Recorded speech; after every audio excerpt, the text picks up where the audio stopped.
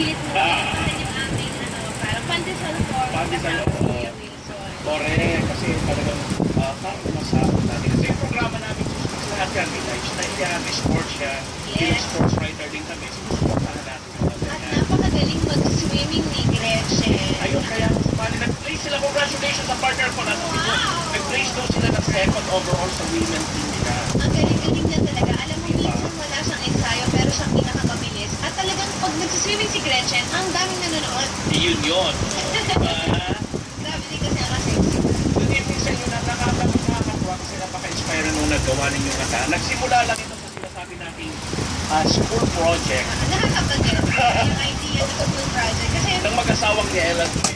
Pinost nyo ito last sometime in May, no, na may school project na yung ginagawa. Oo. Ayan. So ito na yun. Yes, nabuo na yung school project. Maraming pa, hindi na. Hindi. Pero madaming group mates. Yes. Syempre yung banda ni Yael. Tsaka si Frank Magalona pa. Frank Magalona. Oo. Kasama din yung mga estudyante talaga, yung Pitugma. Wow. Isa silang org doon. So collaboration talaga ito ng Collab maraming talaga. Kumbaga, binuhos talaga namin yung puso namin. Hindi man kami tunay na atleta, katulad ng mga Olympians natin. 13 na sila ngayon. Nadagdagan na. So, may isa pa tayong chance for a medal. Marami pa naman. Oo, exciting. Why not, diba?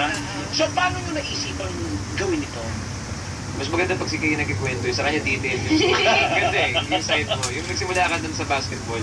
Nagsimula ako sa isang pangarap. Nakakala mo na. Hindi.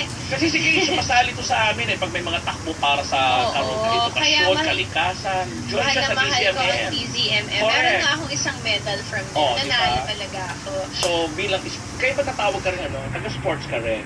Di lang pang pamilya. Yes. Di lang kapamilya. Yun. Pala dapat Sa pang lolo mo sports yun, diba? pa. Opo. Yun yung famous ng lolo. Lolo talaga. Yes, Lolo, yes. Correct. Lolo Carlos Padilla Jr. Yung senior is an Olympian. Oh, see? So, nasa ano pala? Nasa tubo ko yung Correct. boksingero. Yung pagiging sportsman talaga. So, Oo. sabi nga nila, Siguro nasa dugo rin talaga. Minsan gusto ko nagbaboxing ako. Hindi ko maintindihan kasi sa isang taong mahilig sa ballet, sa mga butterfly, sa rainbows, Oo. nahilig din ako sa boxing. Tapos Okay. late ko na na-realize na pwede pala akong tumakbo. Siguro in my 20s na, tapos na-enjoy ko siya. Tapos nung kinasal kami ni Yen, hindi ako makarelate sa kanya kasi sobrang basketball fan. Okay. Tapos mahilig talaga siya mag-basketball. So ngayon, pilit kong iniintindi yung mundo ng Basketball. Oh, ako, sports writer, basketball. PBA in particular. Yes, kasi ang mga paborito ko pa talaga, mga Alvin Patrimonio Day. Yes. Oo. Tsaka Samboy Lim, Oo. Isak. Diba na bumabalik Jolas, yan? Cordillera. Yes, tapos ang paborito Oo. ko din, Michael Jordan. May pelikula sila. Hindi, Last 2 minutes. Yeah. Ha? Last 2 minutes brought to you by, ganun pa natin yan.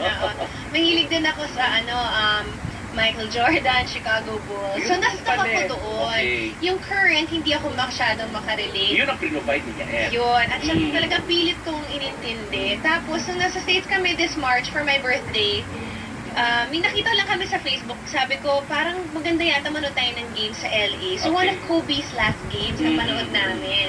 At nanalo sila. So, masaya.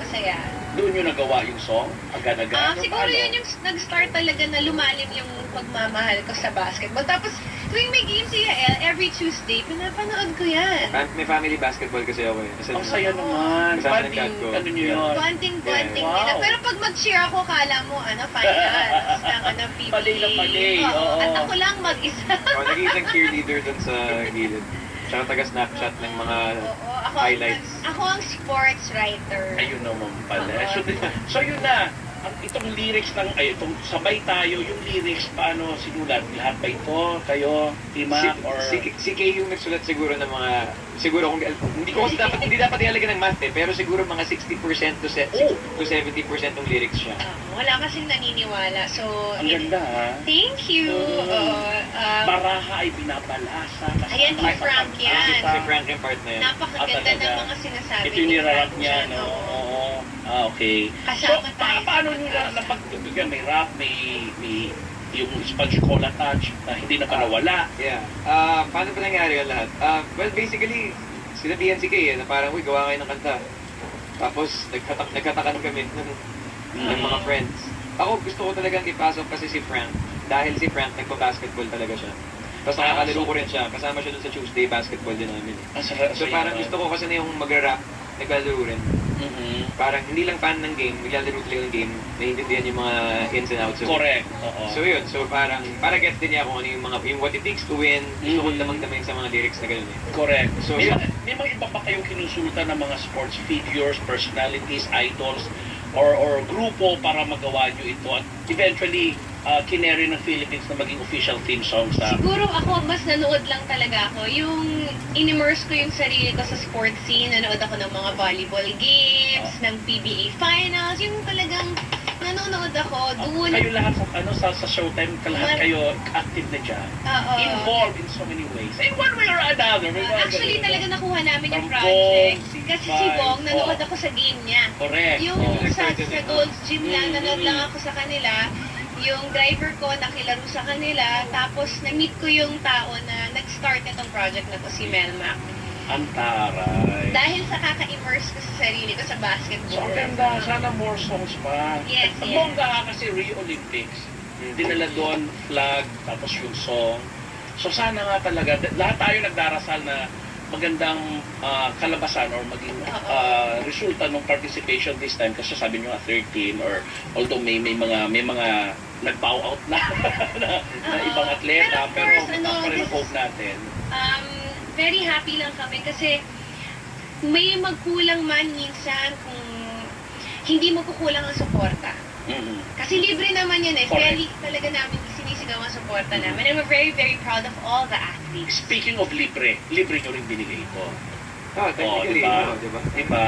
Na ipinahiram or inano sa ano natin. Oo. So, project siya nila Melmac and naging ano naman siya, parang guided kasi pumili sila kung ano yung gusto talaga nilang version, yung mga ganyan.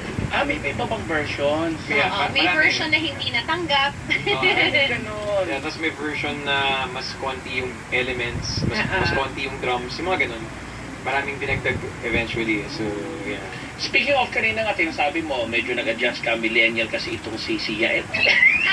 Pero millennial din si Kate. Of course naman. Pero hindi ko sabihin, yung mga bata ngayon na gusto ma-involve sa sports, narinig ang ganitong kanta. So, paano nyo sila gustong ma-inspire palalo? Well, actually, yung kanta kasi, yung kanta, in terms of, well, lyrically, iba-iba kasi yung pwedeng interpretation eh. Meron nga akong isang friend yung interpretation niya. Ang akala niya yung song, kasi chorus, di lang isa, kundi lahat. Kala niya di lang isa, as in one tongue.